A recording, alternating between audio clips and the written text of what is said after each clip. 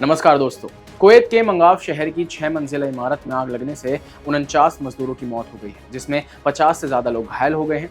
Media reports के मुताबिक मरने वालों में भारतीय लोगों की संख्या 40 है। हालांकि अब तक इस बात की कोई भी पुष्टि नहीं हुई है। आपको बता दें, कुवैत के समयानुसार यह हादसा आज सुबह करीब 6 बजे के आसपास हुआ है। अब इस खबर को सुनने के बाद हमारे और आपके दिमाग में कई सवाल आते हैं, कई सवाल जो हम खुद से पूछते हैं और साथ ही सरकार से पूछना चाहते हैं कि फॉरेन कंट्रीज में इंसिडेंट्स में इतनी इरेगुलरिटीज क्यों देखने को मिलती है, यानी इतनी अनियमितताएं देखने को क्यों मिलती हैं। आइए इससे पहले हादसे का छोटा सा सिलसिलेवार जान लेते हैं।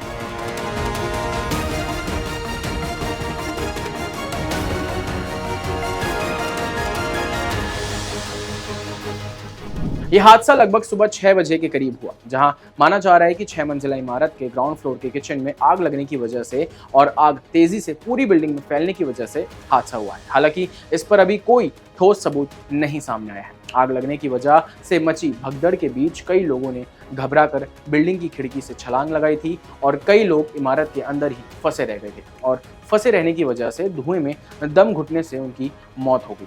एएनआई के मुताबिक भारतीयों में 12 केरल और 5 लोग तमिलनाडु से हैं। बाकियों की पुष्टि वीडियो के एडिट होने के समय तक नहीं हुई है। अन्य मृतक पाकिस्तान, फिलीपींस, मिस्र और नेपाल के हैं।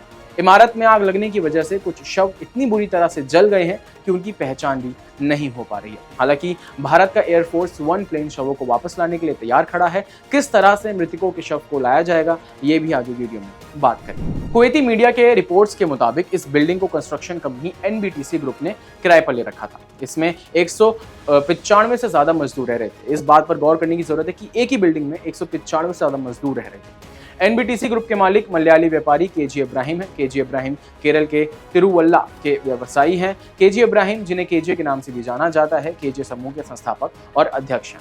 न्यूज एजेंसी रॉयटर्स के मुताबिक deputy prime minister Sheikh Fahad Yousef Saud al Sabah ने कहा है कि the greed of real estate owners is what leads to these matters, यानी रियल एस्टेट के मालिकों की वजह से ये हादसे होते हैं। अब सवाल ये उठता है कि भारतीय मूल के लोग जो वहां रह रहे थे, क्या वो as per the sufficient needs उनको वहां पर रखा जा रहा था या फिर नहीं।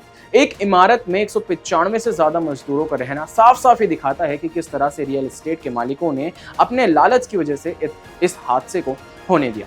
News agency times of India के मुताबिक कुवैत की इंटीरियर मिनिस्ट्री ने भी कहा है कि क्रिमिनल एविडेंस डिपार्टमेंट इस बात पर काम कर रही है। लोगों को और विक्टिम्स को आइडेंटिफाई किया जा रहा है और आग के लगने की असल वजह भी खोजी जा रही है। उन्होंने ये भी कहा है कि स्ट्रिक्ट से स्ट्रिक्ट एक्शंस बिल्डिंग के ओनर पर लिए जाएंगे नॉर्म्स को वायलेट करने की वजह से। जी हाँ, नॉर्म्स को वायलेट करने की वजह से। साथ ही कुवैत के deputy prime minister Sheikh Fahad Yousef Saud al Sabah ने जगह पर जाकर मुआयना भी किया है और कहा है कि Kuwaiti authorities have commenced N investigation into the fire और इस मामले में सख्त से सख्त एक्शन लिया जाएगा।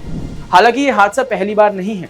न्यूज एजेंसी जनसत्ता के अनुसार पिछले 2 सालों में अकेले कुवैत में 14,000 लोगों की मौत हो चुकी है और उसी रिपोर्ट के मुताबिक कुवैत में जो भारतीय दूतावास है उसमें भी 2021 से 2023 तक के बीच 16,000 शिकायतें मिली हैं।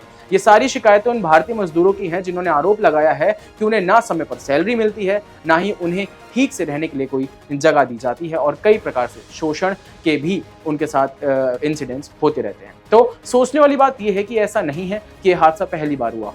पहली बार मजदूरों की कहीं बाहरी मुल्क में जान गई, तो इस चीज पर सरकार यानी गवर्नमेंट स्ट्रिक्ट से स्ट्रिक्ट एक्शंस क्यों नहीं लेती? क्यों इन हादसों में इतनी इरेगुलरिटीज देखने को मिलती है? क्योंकि ये तो साफ है कि रियल एस्टेट के मालिक ने अपने लालच की वजह से ये हादसा होने दिया। साथ ही ऐसा पहली बार नहीं हुआ है, तो क्या हर वक्त हादसा होने का वेट करना सही है? अब इन शवों की हालत ऐसी है कि कहीं कोई भी पहचान नहीं हो पा रही। किसी फॉरेन कंट्री से डेड बॉडी लाने के रूल्स क्या हैं, आइए जानते हैं। According to Indian ministry of external affairs, एक डेड बॉडी को इंडिया लाने के गल्फ कंट्रीज के लाने से अकॉर्डिंगली 2 से 4 हफ्तों का टाइम लगता है। स्क्रीन पर लगे इन सभी डॉक्यूमेंट्स की जरूरत होती है। हालांकि अगर डेड बॉडी के लिए किसी परिवार के पास पैसे नहीं होते हैं तो उसकी पूरी जिम्मेदारी इंडियन कम्युनिटी वेलफेयर फंड के उससे उठाई जाती है। हालांकि भारत के ME minister doctor S Jaishankar ने आश्वासन दिलाया है कि जल्द से जल्द शवों को लाया जाएगा। इंडियन एमएससी इन कुवैत के मिनिस्टर्स का वहां कॉन्टैक्ट में है और एमओएस कीर्तिवर्धन सिंह कुवैत पहुंच चुके हैं और घटना पर पीएम मोदी ने तुरंत कैबिनेट मीटिंग भी बुलाई थी, जिसके बाद 2-2 लाख का मुआवजा देने का वादा भी किया है। हालांकि इस वीडियो पर आपकी क्या प्रतिक्रिया है, क्या ऐसी घटनाओं की अनियमितताओं पर एक्शन लेना चाहिए या फिर नहीं? किस तरह से मजदूरों को वहां रखा गया, उस पर कोई एक्शन होना चाहिए या नहीं? या इन घटनाओं के बाद ही सारा एक्शन प्लान रेडी होता है? अगर ऐसा है तो कब तक और किस तरह से गवर्नमेंट इस पर एक्शन लेगी, ये तो वक्त ही बताएगा। अपने थॉट्स कमेंट सेक्शन में डालना ना भूलें और खबरों से जुड़े रहने के लिए देखते रहिए क्लिक इंडिया। धन्यवाद।